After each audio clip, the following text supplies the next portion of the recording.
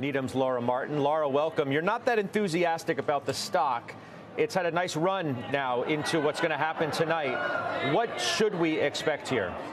Okay, so we think he's going to have a good quarter because it's the last earnings before he has a vote on his board. And if he wants to get his board reelected and not the activists, he better over-deliver estimates. We're looking for $24 billion on the top line, which is 3% growth in revenue, and $1.02, which is 3% growth at the EPS line.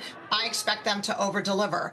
I think the things most likely to move the stock, assuming he can do that on the financials, is what are the losses in the DTC business, so the streaming business, and is he still going to break even by the end of the year in direct-to-consumer, because that is the biggest thing weighing on earnings per share growth.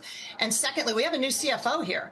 And so will that CFO commit to higher cost cutting than the $7.5 billion that Bob Iger has already committed to in the past? Those are the things that are most likely to move the stock up if they commit to those. See, I was going to ask you about that. It's sort of bridging the gap between wanting to cut costs, but also acknowledging that they do need new content.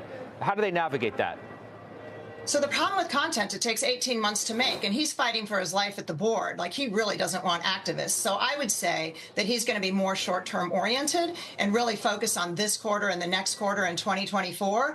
And he has to invest in content. But as you know, film content and TV content is many quarters in the future.